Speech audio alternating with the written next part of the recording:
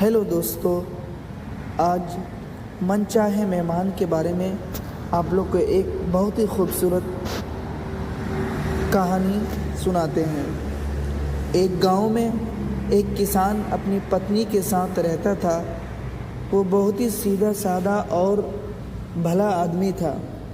اس کی پتنی بھی اسی کی طرح بھلی اور نیک عورت تھی۔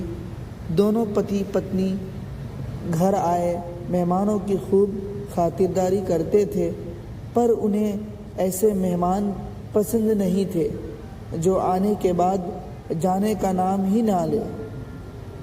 وہ چاہتے تھے کہ مہمان آئے مگر ایک دو دن رک کر واپس چلے جائے۔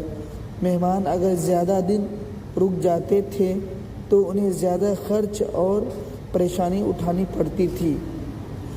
ایک بار کی بات ہے، کسان کے یہاں اس کا سالہ اپنی پتنی تتھا بچوں کے ساتھ گھومنے آیا۔ کسان اور اس کی پتنی بہت خوش ہوئے۔ دونوں نے ان لوگوں کی اچھی خاطرداری کی تو 2-3 دنوں کے بعد ان لوگوں کو واپس لوٹ جانا تھا، لیکن یہاں کی خاطرداری دیکھ کر ان لوگوں نے کچھ دن اور رکنے کا من بنا لیا۔ اب تو کسان اس کی پتنی سوچ میں پڑ گئے، کیونکہ ان کے رکنے سے کسان کو پریشانی ہونے لگی۔ بچوں نے بھی زور زبردستی دھما دھمی مچا کر ناک میں دم کر دیا تھا۔ کسان اور اس کی پتنی نے سوچا، پتہ نہیں یہ کب یہاں سے جائیں گے۔ ایک ہفتہ کے بعد بھی جب ان لوگوں نے لوٹنے کا نام نہیں لیا تو کسان نے ایک اپائے سوچا۔ اگلے دن کھیت جاتے سمے کسان نے اپنے سالے کو ایک کدال اور ٹوکری پکڑاتے ہوئے کہا، سالے صاحب، آج مزدور نہیں آیا ہے، میرے کھیت کے پاس ایک گڈھا ہے، اسے مٹی سے بھرنا ہے، ذرا آپ میرے ساتھ کھیت پر چلیے، میں مٹی کاٹ کر دوں گا اور آپ ٹوکری میں ڈال کر گڈھے میں بھرتے جائیے گا۔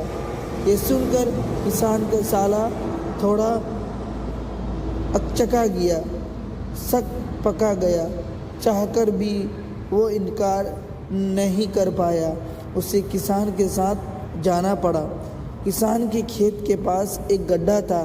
حالانکہ کسان کو اس گڈھے سے کوئی لینا دینا نہ تھا، پرنتو سالے کو سبق سکھانے کے لیے سامنے مٹی کاٹ کر بھرنا شروع کر دیا۔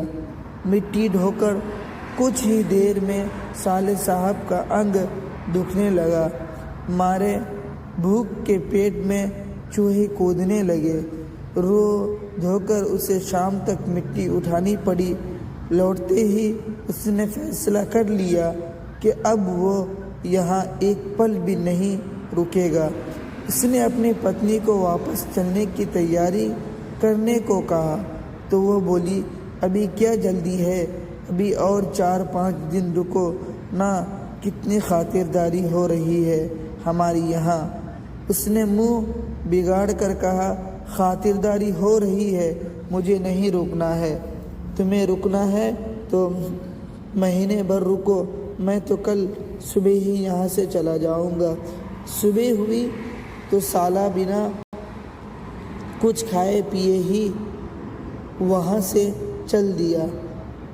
سالے کی پتنی بچوں کے ساتھ ابھی بھی جمی ہوئی تھی، اس سے بھیڑ پھیڑ چھڑانا ضروری تھا۔ اگلے دن کسان کی پتنی جھوٹ موٹ کراتی ہوئی